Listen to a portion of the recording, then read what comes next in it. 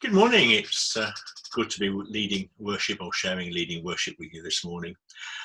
Um, it seems very strange not to be stood either in Kingswood or in Grangewood this morning as we worship God together. This new normal is very strange and we don't know how long it will last.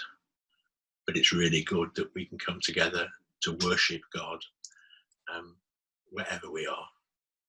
And I know in quite a lot of places that these new ways of sharing worship have reached out to people who previously have felt quite disconnected from the church because they couldn't get to morning worship or whenever it happened to be. You've heard the reading for today, the Gospel reading. Having celebrated Pentecost and then marked Trinity Sunday, the Gospel readings turn to Jesus' ministry. And this week we heard the story of the sending out of the 12. There are several potential distractions here. We could wonder why, given his instructions to the disciples, that there are very few accounts of them curing or raising or cleansing or casting out independently of Jesus. We could look at that list of names and wonder what Bartholomew actually did. He appears only in lists of disciples in Matthew and Mark and Luke and Acts. And some of the other disciples seem to have been quite peripheral to Jesus' ministry. The short answer, of course, is that 12 was a very important number, not least for Matthew, who was portraying Jesus as the new Moses. Remember the 12 tribes of Israel? But we're getting distracted. Perhaps the most important phrases in this passage come before Matthew's account of the calling and sending out of the 12. Jesus, he says, went around proclaiming the good news of the kingdom. He had compassion for them, says Matthew. It's something of a cliche, but nevertheless true to say that whilst John's gospel focuses on Jesus and his theological significance, that's the gospel's declared purpose after all. Think of those I am sayings of Jesus. In the other three gospels, we see rather a picture of Jesus whose role is to declare the coming of the kingdom of God. It's that kingdom which is the focus of his ministry in Matthew, not himself. It's probably human nature to focus attention on individuals rather than on the more broadly. A study of British history for far, far too long, obsessed with kings and queens. Some of you, no doubt, learned all their dates at school. But that kind of approach ignored the lives of ordinary people.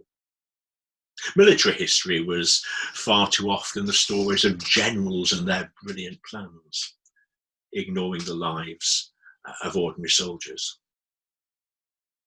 Politics means literally the affairs of the cities. The cities were the unit of government in ancient Greece, so it was for the whole city.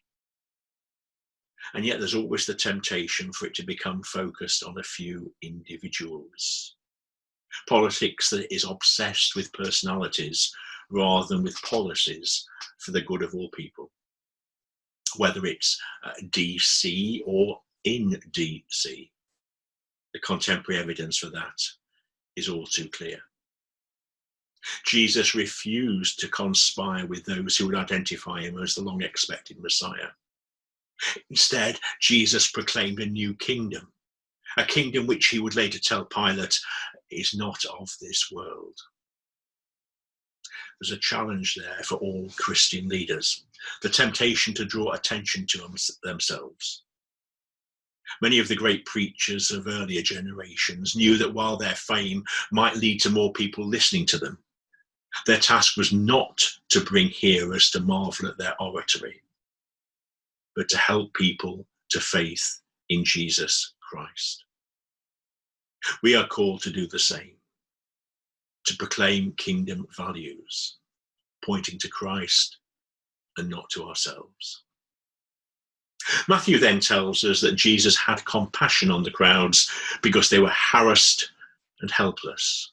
The Greek literally means cast down or thrown to the ground. Too easily, we can use words like compassion and pity to imply just an emotional response.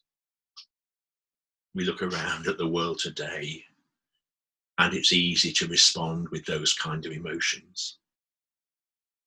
However, Matthew uses the word compassion 3 further times in his gospel, and in every case, Jesus expresses that compassion in definitive action, whether it's healing the ill, feeding the hungry, or opening the eyes of the blind.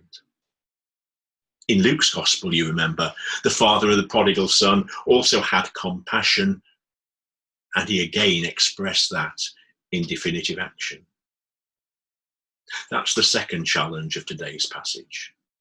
Not simply to look around with pity and compassion, but for us to respond with definitive action.